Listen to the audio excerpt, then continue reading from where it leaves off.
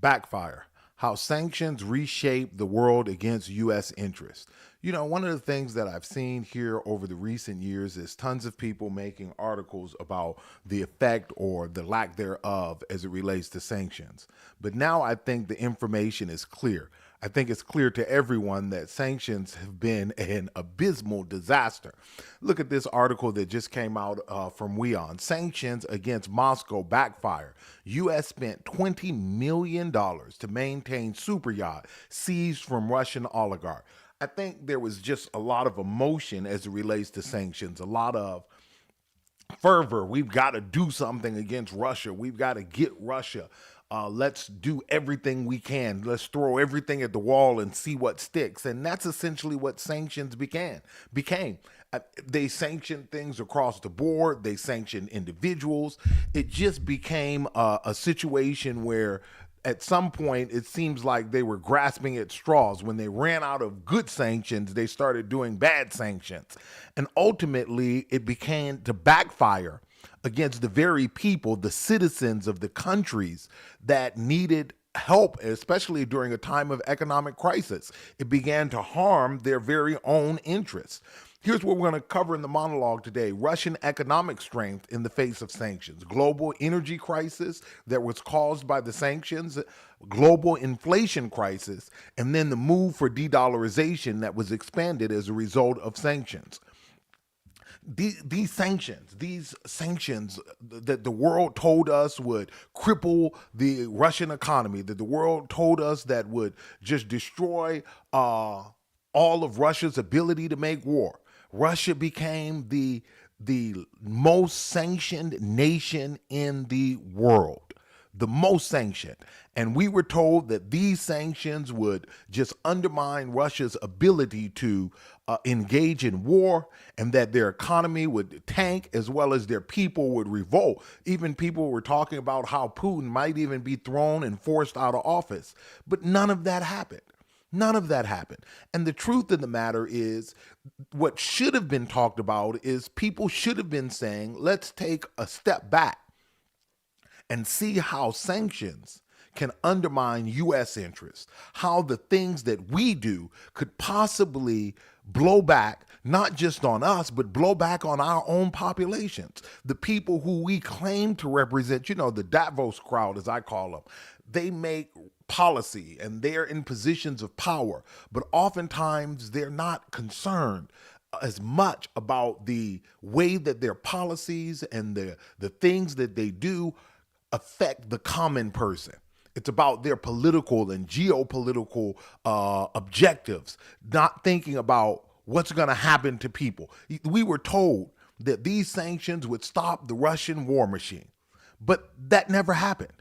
And not only did that not happen, the Russian ruble, the currency in Russia, yes, for a moment, it lost value. For a moment, the exchange rate, you could do, just under 160 rubles for a dollar. But then eventually it settled down, and there was much to do about nothing ended up happening as it relates to people were telling you the Russian economy is going to collapse, the Russian currency is going to collapse. It did not happen. But in the meantime, what did happen was Russia's economy did grow. Even while oil prices in 2023 were down.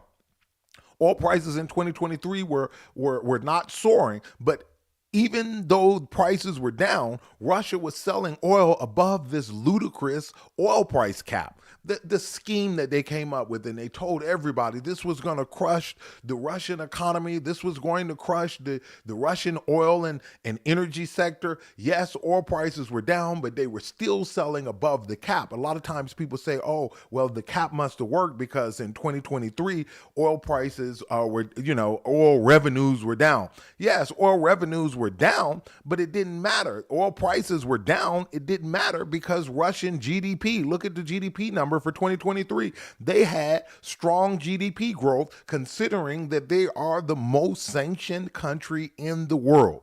To still grow your economy under these conditions, and when you really look at it, when you really jump in, the people that it really hurt the most were countries in the West, the Eurozone. Look at the Eurozone's numbers. This anemic growth, point 0.1, point 0.1, point 0.1, 0. That's the growth for the Eurozone. The UK is in recession.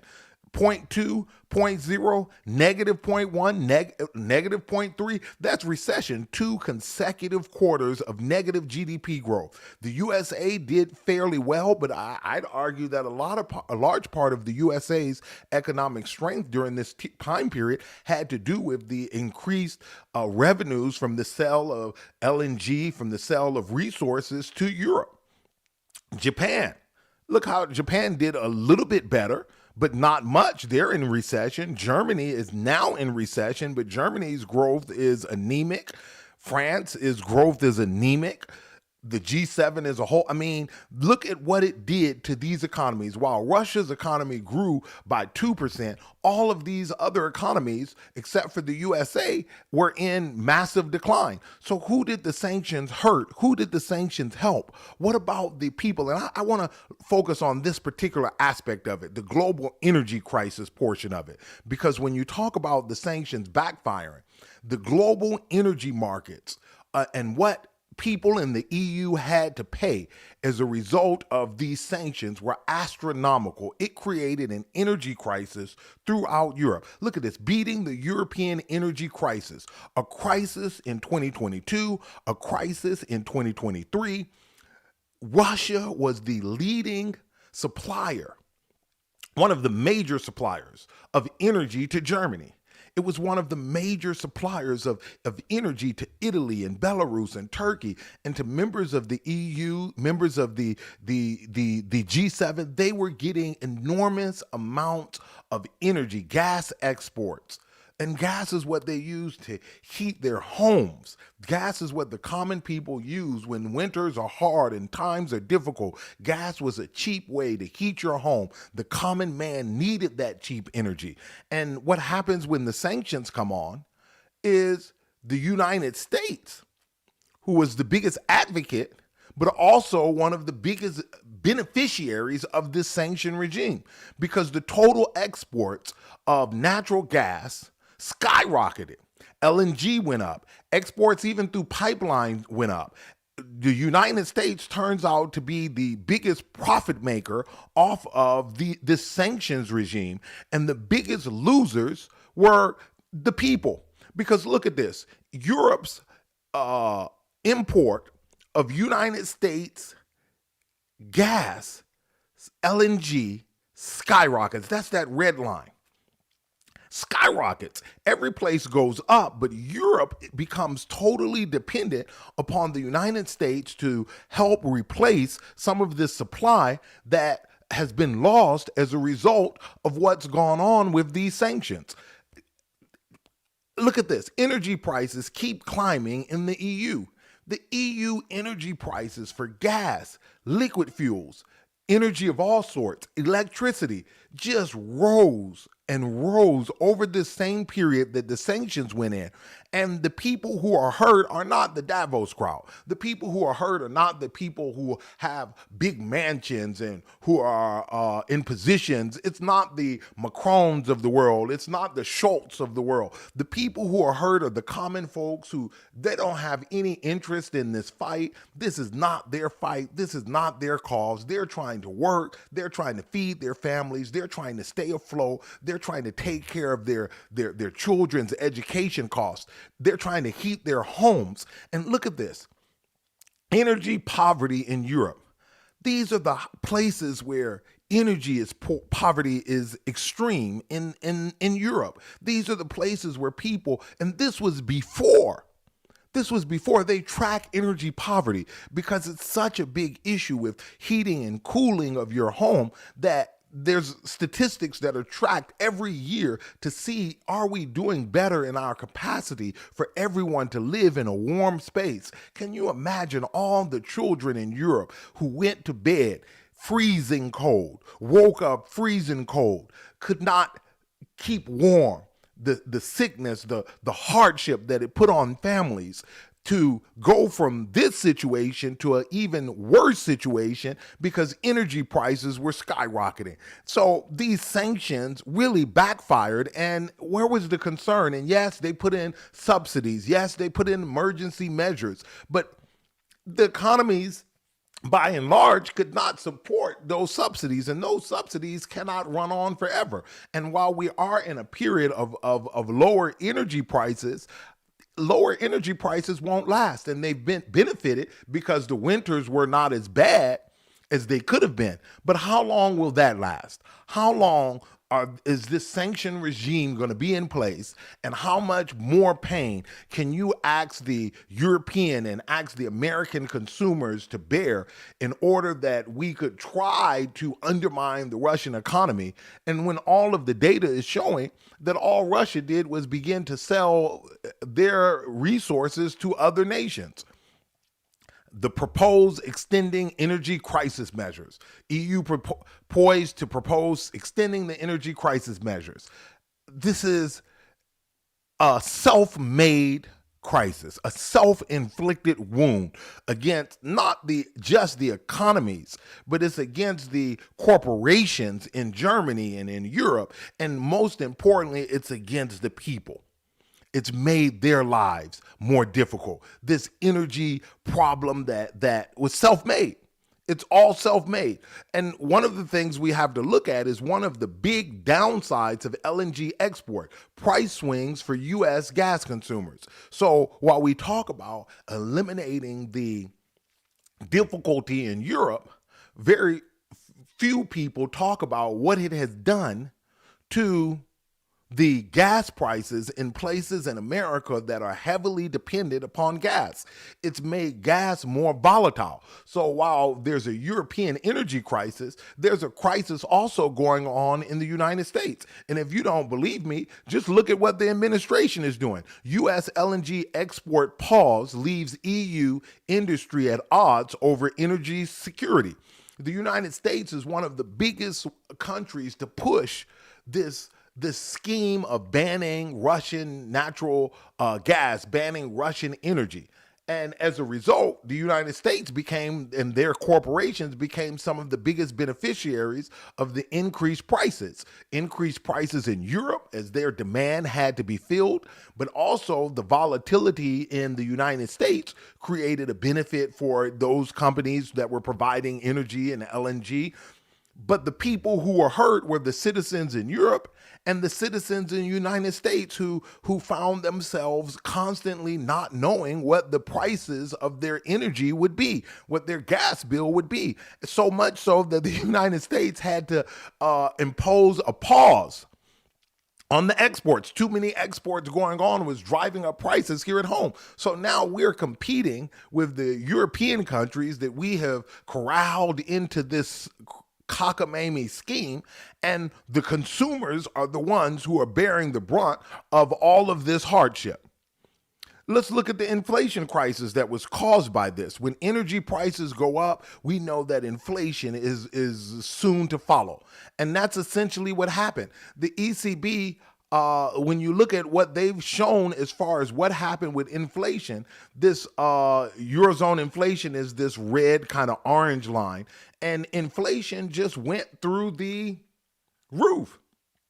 Inflation was up over 10%. And inflation during this time period that sanctions were out, that's one of the reasons why I waited so that all the data could come out. I waited because I wanted to be able to provide you with this content with the numbers from the people who are supposedly the ones who are in a position to know, and the ones who are behind the sanctions.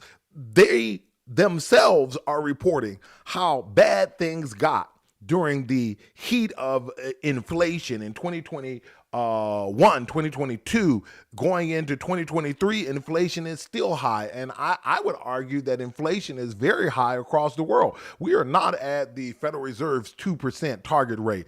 Food inflation, just eating out, is 5.1%. Go back and look at the video that I did on inflation. Go back and look at that video because it talks about how there's a global crisis and many are not talking about it because they're presenting rosy pictures. but the reality is far different than the pictures that they are presenting.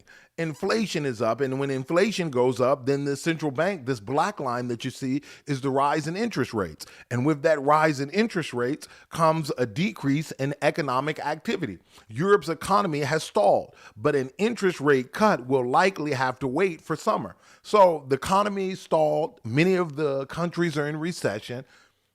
Inflation is still not under control. And as a result, they're not going to be able to back down off of these interest rates. And as a result of that, that's the same thing they're saying about the American economy, that these interest rates will have to go on a little bit longer because inflation is still much higher than the target rate of 2%. And with inflation remaining high, that's a double whammy. Your energy prices are unstable, your energy prices are going up. The prices of food is going up. The price for transportation is going up. Your salary is stagnant. Many people who've worked at places for long periods of time, they didn't get a cost of living adjustment of 5% or 10%. If they got anything, it may have been a couple percentage points. And so their purchasing power is declining across the Western world. We are in a worse position now than we were in 2020. And it's amazing to say that because in 2020, we know we were just coming out of the pandemic. And for people to be in a worse position now than they were coming out of a global pandemic is astronomical when you think about it. But our purchasing power, the economic power within households, when you look at the data, I did a video not too long ago about the data as it relates to the debt crisis. The households across the Western world are accumulating more and more debt. The governments across the Western world are accumulating more and more debt. And that is not a sign of economic strength. That's a sign of stimulus. That's a sign that the economy is based on false borrowing against the future, borrowing against your children's future, your children's children's future. Every 100 days, we add in America $1 trillion to the deficit, $1 trillion to the national debt. The deficit year over year just continues to grow, adding to the national debt. And it's not a sign of economic strength.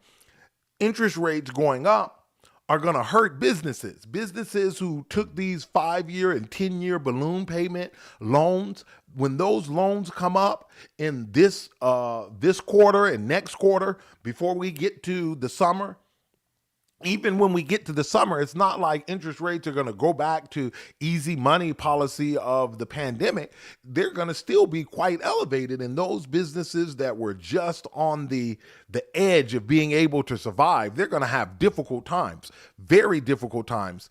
And they're going to end up laying off people. Once again, when the business sector has difficulty, the workers get squeezed. They don't cut profits, they cut workers, they cut salaries, they cut hours.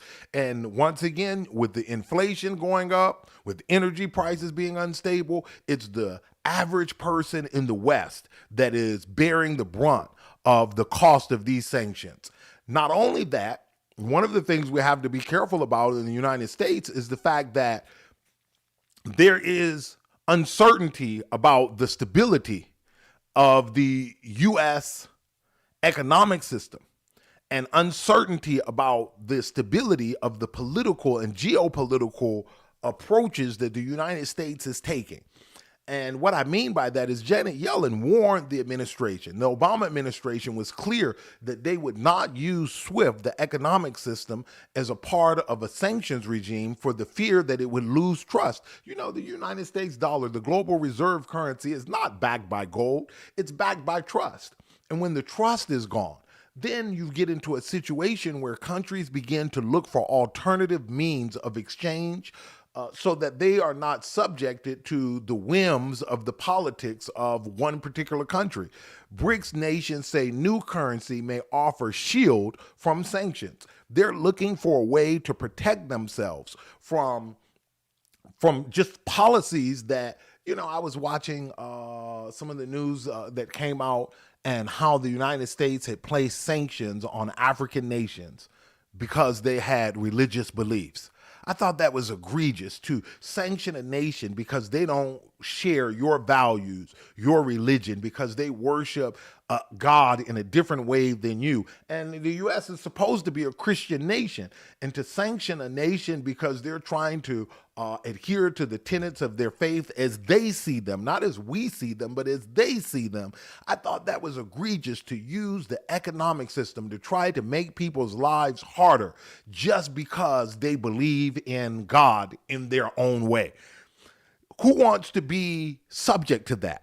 Who wants to be shut off from the payment system? Who wants to be in a position where they can't take care of the needs of their people because they have taken a political stance or taken a religious stance or taken a stance for what they believe is their own safety concerns, their own concerns about their borders and their geographical integrity? Who wants to be in that position? And so what you see is new BRICS member, Iran calls for digital currency systems this year. They're saying we can't wait any longer to have an alternative. We've been at the receiving end of sanctions, not based on something we did, but based on our beliefs and based on our moral positions. And as a result, we've got to get away from a system that is dominated by one country or one group of countries. I think I think Obama administration was correct. I think Janet Yellen is correct. The overuse of sanctions, it creates a situation. I think the Council on Foreign Relations says that the overuse of sanctions, in an article, opinion piece, they argue that the overuse of sanctions is like the overprescription of antibiotics. If you do it too much, the countries that you're doing it to become immune. And then sanctions themselves no longer have the bite that they once had. And I think that's the way the world is going. That's the direction we are going in, where there will be alternative payment systems, alternative currencies, alternative capacity to continue to do cross-border trade, as well as there'll be a bipolar world where the sanctions that the West has just become fond of using against anyone and everyone who has a different opinion than they do, they won't have the effect that they once had. If you like our content, don't forget to subscribe to the channel. Don't forget to leave a comment. I try to respond to all of the comments that are left in the comment section. It may take me a little while, but I always try to respond to them, as well as share the video, and let's try to grow the platform. Let's try to grow this discussion. BRICS prepares to launch currency in 2024.